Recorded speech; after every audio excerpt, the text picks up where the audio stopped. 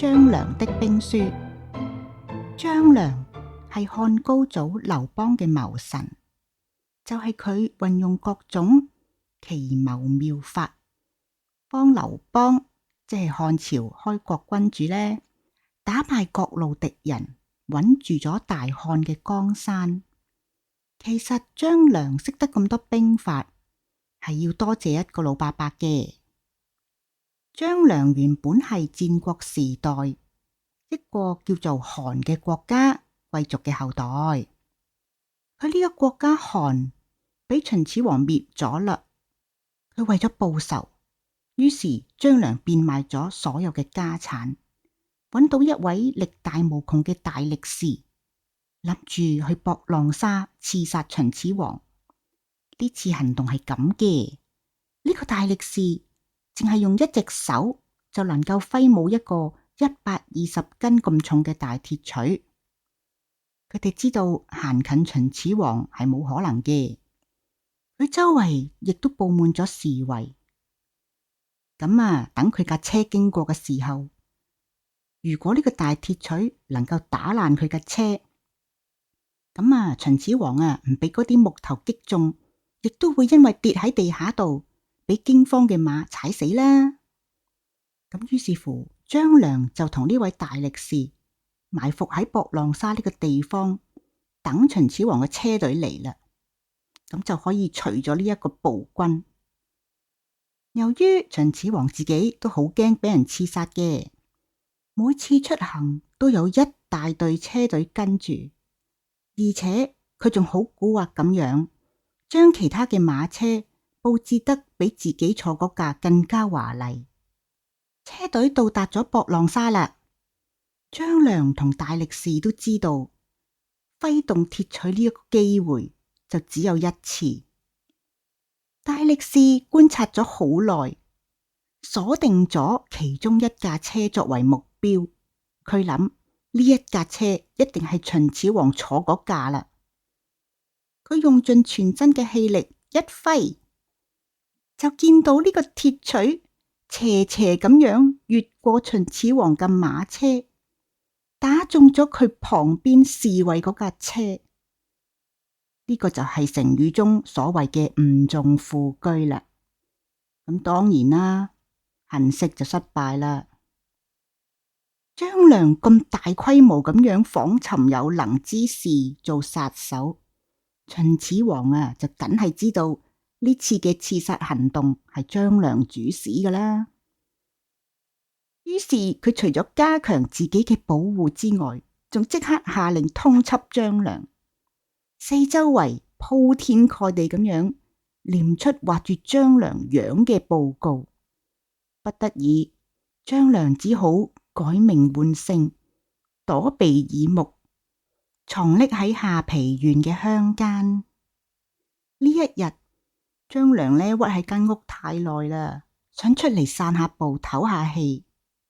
佢嚟到移橋上邊，迎面有個白髮白鬚嘅老人家，着住一件粗布黃袍。老伯伯走到張良面前，忽然佢一抬腳，將自己隻鞋踢咗落橋底。個老伯伯仲指住張良話：喂，靚仔！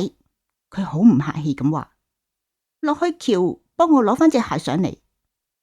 張良就呆咗啦。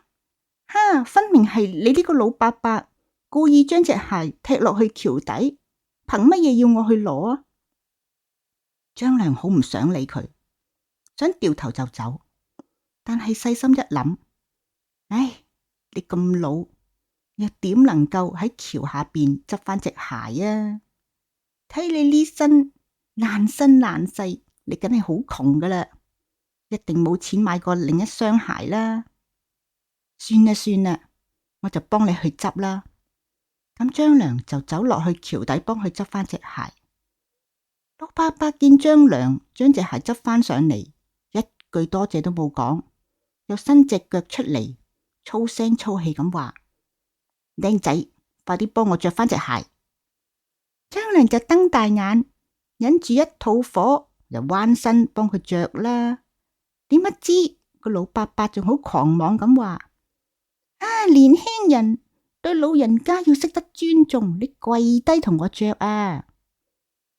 年少氣盛嘅張良從來都冇受過人嘅呢啲氣，真係想跳起嚟打佢一錘。但係佢心裏邊又諗：唉，你咁老，窩你一錘你死緊啦！算啦算啦，快快脆脆擺平你，我就翻屋企啦。跪就跪啦，反正唔會少塊肉嘅。佢忍住怒火跪喺度，就幫阿伯着翻隻鞋啦。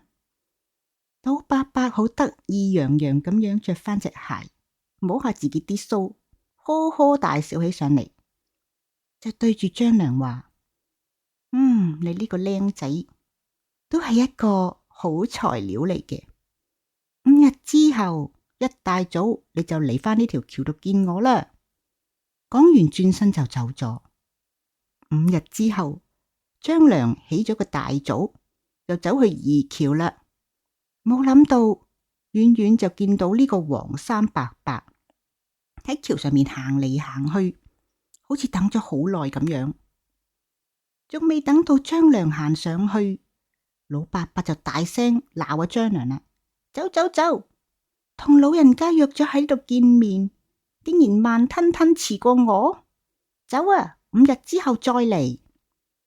張良其實一早就唔記得咗呢件事，今日只係咁啱得咁巧嚟到嘅啫。佢梗係唔敢認自己唔記得咗啦，咁就拗下個頭唔出聲。但係佢呢次真係忍唔住，心裏邊好好奇啦。呢個老人家叫自己嚟，究竟想點呢？好，真係5日之後呢，再早啲嚟啦。過咗5日，雞一啼，天蒙光，張良就趕到去移橋上邊。佢諗今次應該夠早啦啩？點不知又見到老伯伯企咗喺橋頭，張良就好唔好意思啦。淨係聽見個老伯伯又喺度發脾氣啦。年青人真係懶啊，又嚟遲咗，走走走，5日之後再過嚟。張良呢次就下定決心，呢次我一定要早過你。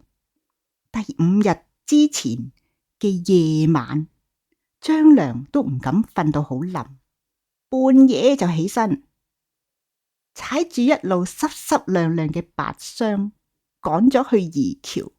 嗰陣時仲滿天星斗，離天光啊，仲有一段時間啊。呢次我一定早過佢阿伯嘅。張良自己企喺移橋上邊，好得意咁喺度等。一陣間，果然見到嗰個黃衫老伯伯一路飛咁快咁走過嚟。佢見到張良已經喺移橋上邊，就好開心啦，呵呵咁笑話：好好，你真係一個有毅力、有耐性嘅年青人啦！我送件寶物俾你。跟住滿布皺紋嘅手從衣袖入邊攞咗一卷發黃嘅書出嚟。